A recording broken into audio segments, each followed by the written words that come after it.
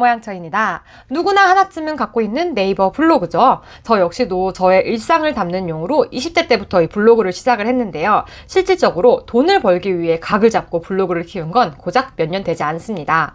블로그 수익하라고 검색을 해보시면 가장 많이 나오는 것 중 하나가 1일 1포라는 내용이에요. 이게 무슨 뜻인지 아시나요?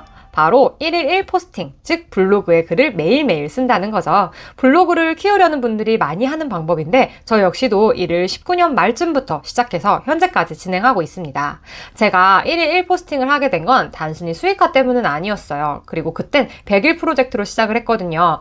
재테크 투자 관련 서적을 읽다 보면 돈을 버는 것도 중요하지만 마음가짐이나 태도가 중요하다라고 많이 하거든요. 그러면서 부지런함, 자신만의 루틴, 습관을 갖는 것을 매우 강조하는데요. 그때 부자가 되겠다는 열정이 가득했던 저였기에 저만의 습관을 만들기 위해서 시작했던 게 이 1일 1포스팅이었습니다. 그리고 그게 어느새 1년이 지나 현재까지 이어지고 있습니다. 블로그 1일 1포스팅에 대해 결론적으로 말씀드리면 한 번은 해보라는 겁니다. 목적이 수익화에 있든 초반에 저처럼 습관을 만드는 것에 있든 1일 1포가 주는 가치는 생각보다 큽니다. 성공했다고 해서 누가 돈을 주는 것도 아니지만 이를 성공함으로써 느끼는 성취감이 꽤 크더라고요. 그리고 저처럼 블로그 수익화를 위해 시작하시는 분들에겐 더더욱 추천합니다. 제가 하는 대부분의 부수입 만드는 루트는 이 블로그를 통해서 하거든요. 블로그 덕분에 훨씬 더 적은 시간을 들여 큰 수익을 만들고 있어요. 어떤 분들은 1일 1포스팅을 굳이 할 필요가 없다라고 합니다. 이에 대한 근거도 들어보면 어느 정도 수긍이 가지만 처음 시작하는 분들은 저는 해보시는 걸 추천드려요. 저처럼 100일만이라도 해보시고 아니다 싶으면 포기하면 되니까요. 그럼 제가 1일 1포스팅을 추천하는 이유를 몇 가지 한번 얘기해 볼게요. 우선 돈이 됩니다. 이게 어찌 보면 가장 중요하죠. 블로그로 돈을 버는 방법은 다양합니다. 애드포스트를 포함한 체험단 활동, 공구, 요즘은 마켓도 가능하죠. 근데 이것도 처음부터 할 수가 없어요. 어느 정도 글이 있고 내 블로그의 정체성이 드러나야지만 참여가 가능합니다. 특히 애드포스트는 일정 기간 동안 어느 정도의 포스팅 그리고 조회수가 있어야지만 신청이 가능해요. 실제로 저의 수익을 한번 보여드릴게요. 1일 1포를 하기 전에 수익입니다. 간간히 들어오는 귀여운 수익들이 있죠? 충격적인 건 이게 매월의 금액입니다. 당연히 쓴 글이 적기 때문에 유입도 적고 광고 노출도 적을 수밖에 없었어요. 근데 1일 1포를 시작할 쯤부터 1년을 보면 금액 차이 보이시나요? 커피값을 목표로 하던 제가 10,000원을 넘기고 심지어 25,000원이라는 목표를 잡게 됩니다. 1일 1포를 하기 전에 1년간의 금액이 하고 나서의 월의 금액이 된 거죠. 물론 애드포스트는 한계가 있어요. 특히 인플루언서가 아닌 이상 비싼 광고가 붙기가 어렵다 하더라고요. 게다가 저희 블로그는 그렇게 큰 블로그가 아니기 때문에 상위 노출도 어렵고 그리고 이런저런 이유로 큰 금액을 목표로 잡기는 어렵습니다. 실제로 블로그로 본격적으로 돈을 버시는 분들은 이 애드포스트가 부수입의 역할을 하더라고요. 저는 사정상 투잡이 어렵기 때문에 이 애드포스트만으로도 되게 감사하게 생각을 하는데 어쨌든 간에 이게 어딘가요? 1원도 안 들이고 매일 글만 썼을 뿐인데 돈이 들어오잖아요.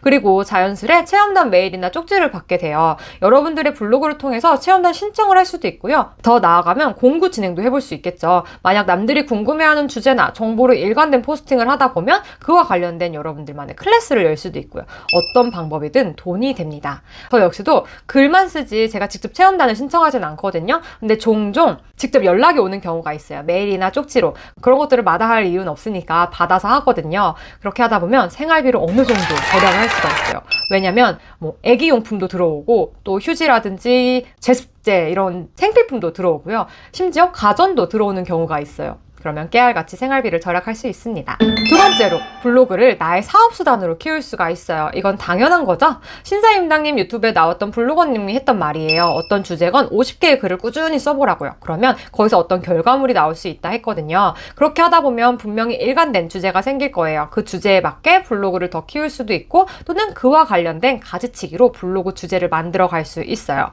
저는 초반엔 주제 없이 쓰는 일상 블로그였거든요. 근데 1일 1포를 시작할 때쯤 제가 평소에 관심 있는 재테크와 투자와 관련된 글들을 쓰기 시작했어요. 그러다 보니 이웃분들도 저와 비슷한 주제를 가지신 분들이 많더라고요. 이게 얼마나 중요하냐면요. 저의 글에 관심을 가지는 사람들은 검색을 해서 들어오는 사람보다 이웃이 훨씬 많다라는 거예요. 근데 그 이웃분들과 비슷한 주제, 이웃들이 궁금해할 포스팅들을 계속 올리면 그분들은 계속해서 저의 글을 봐주는 거죠. 이렇게 래퍼 형성이 되고 블로그를 키워나갈 수가 있습니다. 블로그를 키운다는 건 그만큼 많은 조회수와 많은 이웃들 그리고 저에 대한 브랜딩, 신뢰도를 얻는다는 거죠. 이렇게 내 블로그에 찐팬들이 얼마나 있냐에 따라서 이 블로그를 통해 사업화도 가능할 수 있다는 거예요. 세 번째로, 나도 할 수 있다라는 자존감을 키울 수 있습니다. 저는 이게 1일 1포스팅의 가장 큰 효과가 아닐까 생각해요. 이걸 의도한 건 아니지만 막상 100일 프로젝트로 한 번도 빠짐없이 제가 글을 써내고 나니 예상보다 훨씬 더 큰 성취감이 생기더라고요. 아, 나도 할 수 있구나. 이렇게 사소한 거지만 스스로 약속을 한 점을 지켰고, 귀찮고 포기하고 싶지만 이를 참을 때마다 아, 내가 좀 대단한 사람이 된 것 같다 라는 느낌이 들었어요.